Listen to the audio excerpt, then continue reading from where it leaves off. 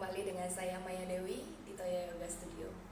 Pada hari ini kita akan berlatih untuk kondisi tangan di mana beberapa orang memiliki carpal tunnel syndrome atau saraf kejepit di daerah pergelangan tangan, atau juga latihan ini bisa dipakai untuk orang-orang yang sering menggunakan tangan dalam posisi yang sama, misalnya mengetik, merias, melukis, ataupun kondisi tangan yang ditahan lama.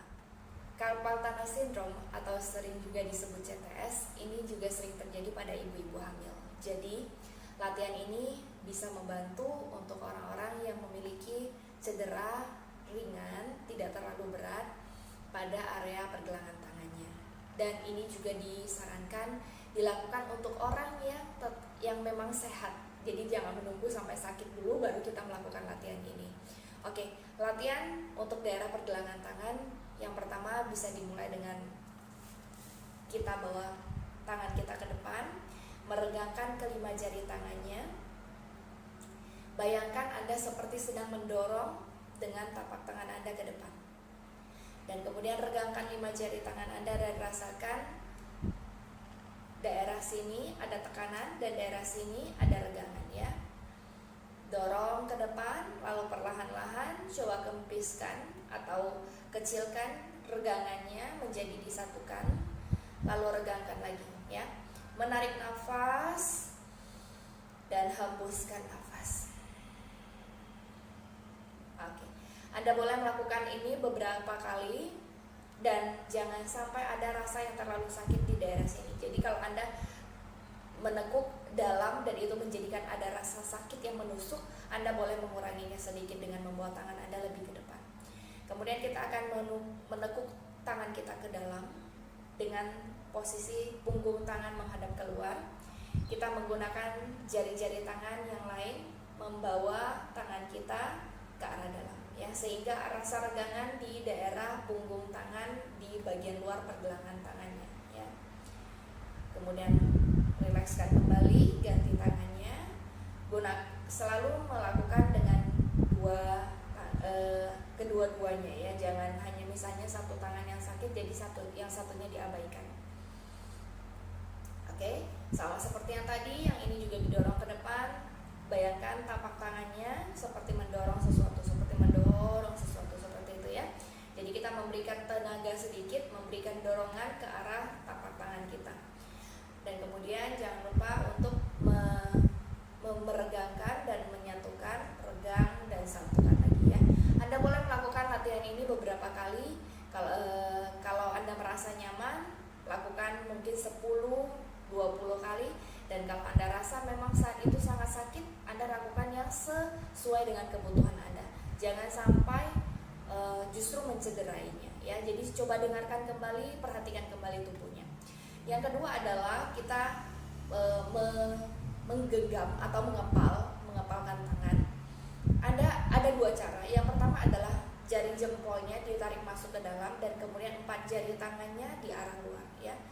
Dari sana seperti orang meninju ke depan, lalu buat tekuk ke arah dalam ya. Tarik nafas, kembali angkat, hembuskan nafas, tekuk ke arah bawah. Nah, cara kedua adalah 4 jari tangannya di dalam, jempolnya di luar. Rasakan perbedaannya ya. Tarik nafas, hembuskan nafas. Tarik nafas, hembuskan nafas. Oke, dilakukan sama untuk kiri dan kanan. Kalau misalnya Anda melakukannya di kanan 10, mungkin Anda mencoba juga yang di kirinya 10 seperti itu ya. Jadi dari depan kita boleh dimulai dari jempol masuk juga boleh, mau yang jempolnya di luar dulu juga boleh ya. Inhale up, exhale down. Tekuk dia ke arah dalam, tarik nafas. Ketika dilakukan ini benar-benar tangannya dikepal ya, digenggam. Kemudian yang 4 jari tangan masuk dan jempolnya di luar ya. Sama seperti tadi, ditarik dan diangkat ya. Iya, seperti itu. Kemudian yang berikutnya adalah tangan dibawa ke depan, kemudian kita putar ke arah dalam.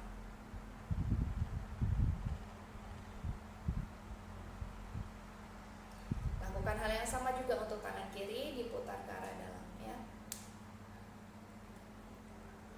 Oke, begitu juga ketika Anda melakukan hal yang sama untuk arah luar.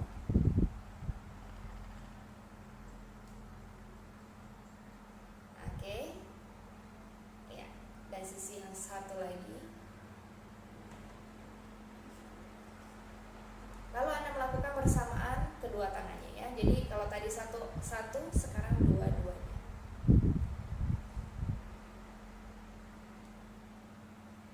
Lalu putar berlawanan arah. Oke. Kemudian kita lakukan yang menekuk. Menggenggam tangannya, lalu buat putaran. Rasakan perbedaannya antara ketika tangan kita membuka dengan ketika tangan kita dikepalkan ya. Baik itu dengan jempol di dalam ataupun ketika jempol tangannya di luar.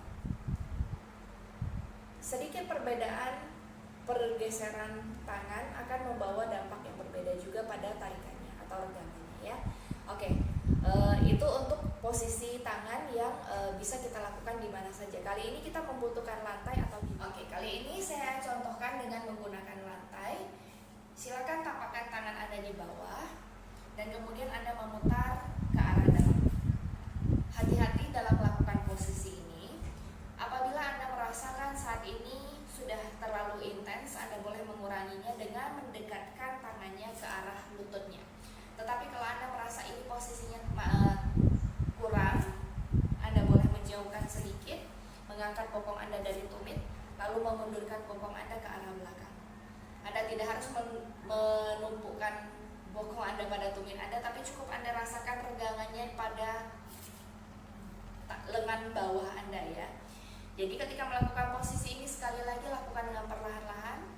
Jadi Anda menemukan batas, oh ini mungkin sudah tidak bagus gitu ya.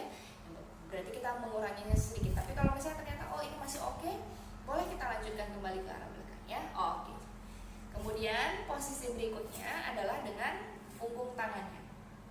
Jadi kalau tadi tapak tangannya, sekarang kita tekuk ke arah dalam punggung tangannya yang menekan ke matrasnya. Ini juga hati-hati dilakukannya dengan perlahan-lahan. Kita tidak mau memberikan tekanan yang berlebihan. Di sini kita relax saja ya.